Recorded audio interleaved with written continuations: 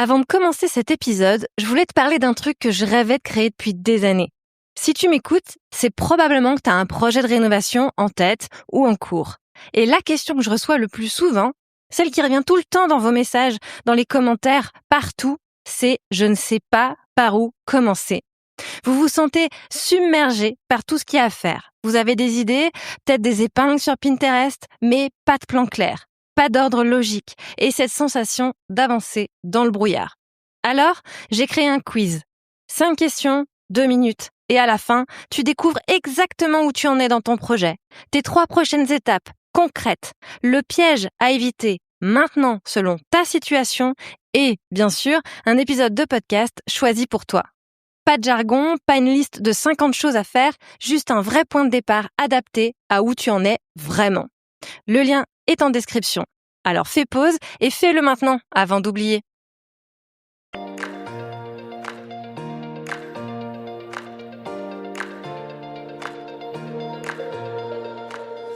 Bonjour et bienvenue sur les clés de la réno. Vous vous lancez dans la rénovation ? Alors vous êtes au bon endroit.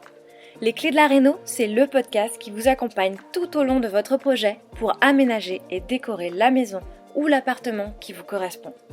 Je suis Alison, aujourd'hui architecte d'intérieur et décoratrice. Je vous propose ici mes conseils et mes astuces pour transformer votre projet en un intérieur beau, chaleureux et fonctionnel dont vous serez fiers.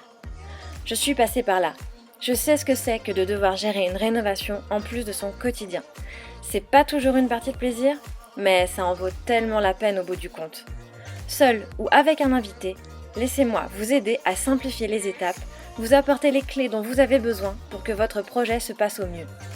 Imaginez, vous saurez enfin par où commencer et comment faire les bons choix.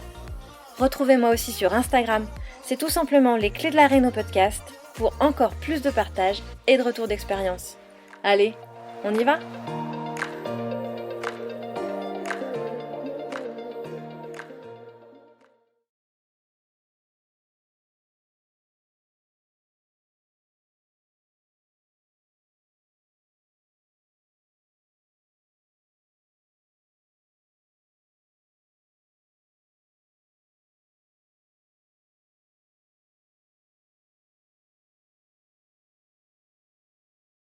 Hello les rénovatrices et les rénovateurs et bienvenue sur Les Clés de la Réno, le podcast. Aujourd'hui, j'avais envie de vous parler, tu sais, du moment où tu prends une décision dans ta rénovation et 2 semaines après, tu te demandes pourquoi j'ai choisi ça en fait. La plupart du temps, si tu creuses, si tu te remémores, tu retrouves une conversation, une remarque, une personne qui t'a dit quelque chose.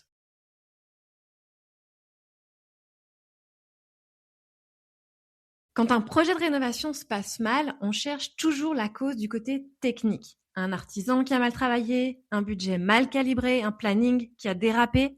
Rarement, on se dit, c'est moi qui ai pris une mauvaise décision. Et surtout, on se dit pas parce que j'ai été influencé. Laisse-moi te donner un exemple concret. Tu es en train de choisir ton parquet. Tu hésites entre 2 options. L'une en contre-collé, plus cher, mais c'est vraiment ce que tu veux. L'autre en stratifié, plus raisonnable, tu sais que tu pourrais t'en contenter.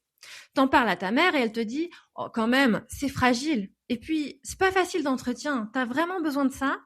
T'en parles à une amie qui a rénové il y a 3 ans et elle te dit « Moi, j'ai mis du carrelage, je préfère. » Et t'en parles à un artisan et là, il te dit « Moi, je mettrais du stratifié, ça fait pareil pour 3 fois moins cher. » 3 personnes, 3 réponses différentes et toi, tu te retrouves encore plus perdu qu'avant. La question que je veux te poser ici, c'est est-ce que ces personnes sont vraiment les bonnes pour t'aider à prendre cette décision ? Est-ce qu'elles ont les outils pour ça ? Est-ce qu'elles connaissent ton projet, tes priorités, tes usages au quotidien ? Ce que cette maison représente vraiment pour toi ? La plupart du temps, la réponse est non. Et c'est pas leur faute. On leur a juste demandé un avis, elles en ont donné un. C'est là que ça coince. Et ce problème-là, le fait de ne pas avoir les bonnes personnes autour de toi au bon moment, c'est l'une des causes les plus sous-estimées des maisons qu'on finit par ne pas réellement aimer. Il y a effectivement 3 profils d'entourage. Dans mon expérience, on voit 3 grands types de personnes dans l'entourage d'un projet de rénovation. Le premier profil, c'est les gens qui t'aiment mais qui ont peur pour toi. C'est souvent les proches, naturellement, la famille, le conjoint parfois, les amis qui ne te connaissent Les amis qui te connaissent depuis longtemps,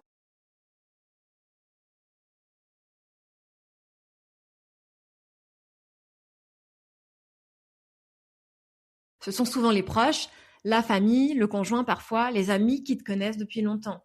Ils veulent ton bien, sincèrement. Mais leur premier réflexe face à l'inconnu, c'est la protection. Alors ils vont minimiser, temporiser, te rappeler les risques, pas par malveillance, par amour.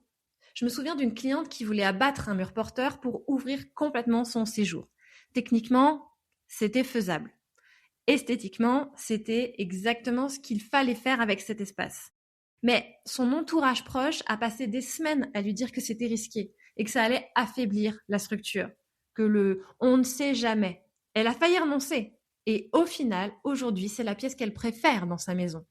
En rénovation, si tu n'écoutes que ces voix-là, tu ne prends jamais les décisions un peu courageuses. Tu choisis toujours l'option la plus sûre, la plus neutre, celle qui fait le moins débat. Ensuite, on a les gens qui ont une expérience mais qui n'ont pas ton projet. Ceux qui ont déjà rénové, qui ont des avis bien arrêtés, qui vont te donner qui vont les donner avec beaucoup d'assurance. Nous, on a fait comme ça, c'est la meilleure façon. Leur expérience est réelle, mais c'est la leur. Or, ton projet n'est pas le leur. Ta maison n'est pas la leur, tes priorités non plus. Eux, ils voulaient peut-être aller plus vite, alors que toi, tu veux bien faire. Les paramètres ne sont pas les mêmes. Prendre leurs conseils au pied de la lettre, c'est risquer de reproduire leur choix dans un contexte qui n'est pas le même et de passer à côté de décisions qui t'auraient vraiment correspondu. Et puis, enfin, il y a les gens qui s'y connaissent, mais qui sont juges et partis. Ça, c'est le profil le plus subtil et souvent le plus dangereux, précisément parce qu'il a l'air fiable. L'artisan qui te recommande tel matériau, il a les connaissances techniques, oui, mais il te recommande ce qu'il sait poser, ce qu'il commande facilement, ce qui lui prend le moins de temps, pas forcément ce qui est le mieux pour toi. Le vendeur en magasin, il t'oriente vers telle gamme, il connaît ses produits, oui, mais il a ses marges, son stock, ses objectifs de vente. L'influenceur sur Instagram qui te présente une solution miracle, il a peut-être une vraie expertise, mais il y a aussi des partenariats derrière. Je dis pas que ces personnes, elles ont tort.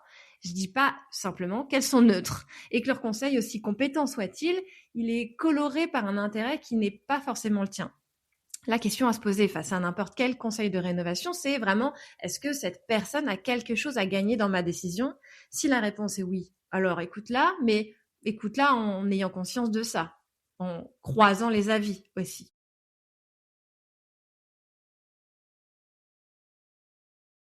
Parce que je vais être franche, quand on manque de recul dans un projet de rénovation, on prend des décisions par défaut parfois.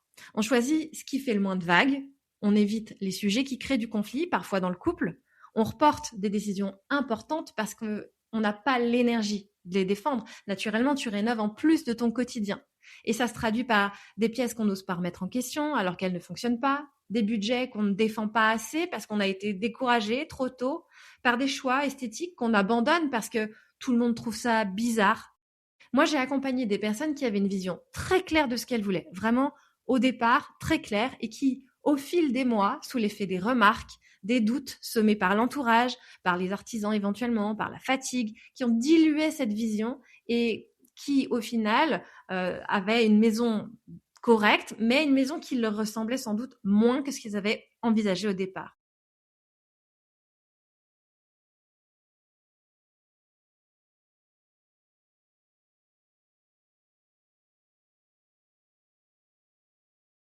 Et quand je te dis ça, je parle aussi pour moi. Choisir pour les autres, c'est facile. Choisir pour soi, c'est un défi de tous les jours. Sur mes propres projets, il m'est arrivé de douter. Je savais pourtant.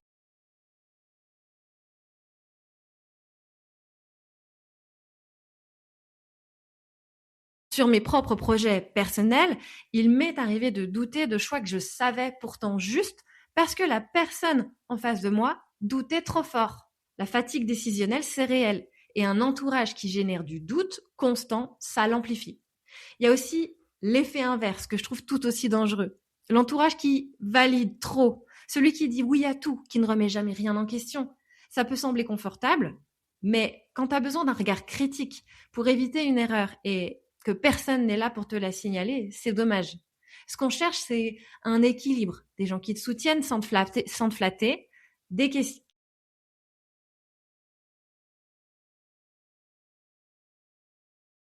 qu'on cherche, c'est un équilibre. Des gens qui te soutiennent sans te flatter, qui questionnent sans décourager, qui comprennent ton projet suffisamment pour t'aider à l'affiner. Mais c'est toi qui tranches. Cet équilibre-là, il tombe pas du ciel. Il se construit. Et la question qui se pose alors, c'est comment? Comment construire le bon cercle autour de toi quand tu rénoves? Alors, mes petits conseils. Première chose à faire, identifier les sources d'influence dans ton projet. Pas pour pas pour les éliminer, mais simplement pour les nommer.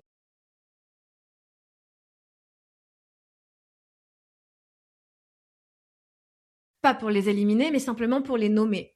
Qui est-ce que j'écoute vraiment? Pourquoi cette personne plutôt qu'une autre? Est-ce que son point de vue est pertinent pour ce que je traverse en ce moment? Pour les quelques personnes à qui tu parles le plus de ton projet, demande-toi, est-ce que je me sens plus claire après lui avoir parlé ou au contraire, est-ce que je me sens plus confuse? La réponse est souvent éclairante. Deuxième chose, chercher activement des pairs qui rénovent, des personnes qui sont dans le même type de projet, qui ont les mêmes enjeux. Pas du tout pour copier ce qu'elles font, puisqu'on l'a dit, seul toi connais tes besoins, tes envies, tes priorités, tes usages, mais surtout pour ne pas être seul à traverser ça. La solitude dans un projet de rénovation, c'est un vrai facteur de démotivation et de mauvaise décision. Quand on n'a personne à qui parler et qui ne s'ennuie pas de nos interrogations. On finit par se tourner vers les mauvaises personnes et on prend des décisions sans jamais les avoir confrontées à un regard extérieur bienveillant. Donc, trouver des pairs, c'est important, mais voilà, il faut effectivement savoir prendre du recul. Ce qui compte, c'est que la personne, elle comprenne de quoi tu parles. Et enfin, troisième chose, distinguer le soutien émotionnel et le conseil technique. C'est pas la même chose. Et les confondre, ça crée beaucoup de frustration finalement des deux côtés. Ta cousine peut t'apporter un soutien précieux sur le plan émotionnel sans être la bonne personne pour valider ton plan d'aménagement. Ton artisan peut faire un excellent travail sans être capable de t'aider à arbitrer entre deux options de conception.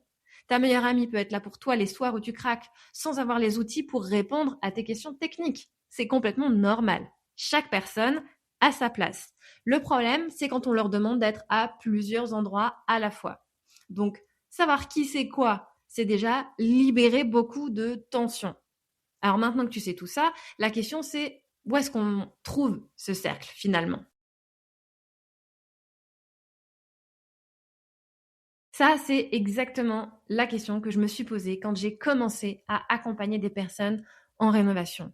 Les gens qui me contactaient n'avaient pas forcément besoin d'un suivi individuel complet, mais ils avaient parfois besoin plutôt d'un endroit où ils pouvaient poser leurs vraies questions, celles qu'on n'ose pas poser à son entourage quand on a peur de les saouler, un endroit où croiser des gens qui vivent exactement la même chose, un endroit où avoir accès à des avis professionnels, des tiers de confiance qui ne sont pas impliqués financièrement dans ton projet. Et donc, c'est pour ça que j'ai créé le club. Le club, c'est vraiment la communauté de les clés de la réno. C'est pas une formation, c'est pas du contenu passif qu'on regarde un soir et qu'on oublie. C'est un endroit vivant où tu poses toutes tes questions en questions-réponses, t'assistes à des lives, t'accèdes à des outils concrets pour avancer étape par étape et passer à l'action. Tu y trouves aussi des remises partenaires sur des produits, des services dont tu auras de toute façon besoin pour ton projet. Et ça, crois-moi, c'est un vrai plus.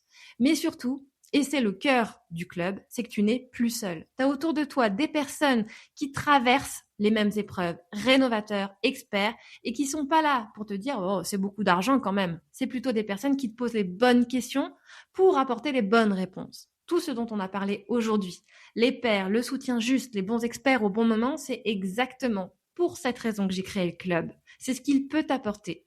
Et donc si tu veux savoir un peu où tu en es,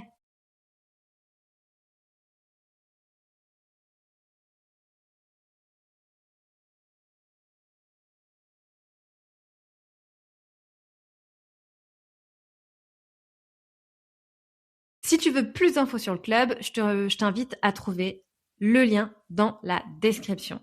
Et puis avant de se quitter, je voulais quand même te parler d'un outil que je viens de créer, un outil gratuit qui est quand même incroyable, que je rêvais de créer depuis des années en fait. Et grâce maintenant aux outils qu'on peut avoir et notamment à l'IA, j'ai réussi à le faire et donc j'en suis très fière.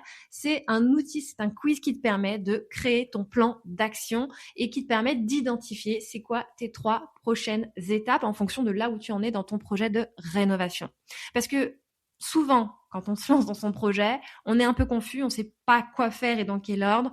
On est un peu submergé, effectivement, par les choses à faire, par les étapes. Et l'idée de ce quiz, c'est vraiment de savoir c'est quoi tes 3 prochaines étapes et c'est quoi la prochaine erreur que tu dois éviter. Donc, si tu en es là, si tu veux savoir où tu en es justement dans ton projet et connaître ton plan d'action, je t'invite à répondre aux quelques questions de ce quiz. Je mets également le lien dans la description. C'est super rapide. En quelques minutes, tu obtiens ton plan d'action et tu peux passer justement à l'action. Voilà, on est arrivé à la fin de cet épisode. Et voilà, on arrive à la fin de cet épisode. Merci de m'avoir écouté aujourd'hui. J'espère qu'il t'a plu. C'était un épisode un peu atypique. Si c'est le cas, n'hésite pas à me dire en quoi il aura pu t'aider. Partage-le autour de toi comme d'habitude sur Instagram, sur YouTube. Maintenant, on passe à l'ère de la vidéo. Je te remercie de ton écoute et je te dis à très bientôt. Si vous avez écouté jusqu'ici, c'est probablement que l'épisode vous a plu. Alors n'hésitez pas à en parler autour de vous, amis, famille, tous ceux qui rénovent sont les bienvenus. Vous pouvez aussi évidemment laisser un commentaire sur Apple Podcast ou une note 5 étoiles sur Spotify. Et si vous souhaitez être informé des prochains épisodes, n'hésitez pas à vous inscrire à la newsletter ou à me suivre sur Instagram. Le podcast, c'est fini pour aujourd'hui, mais je vous dis à très vite pour un nouvel épisode.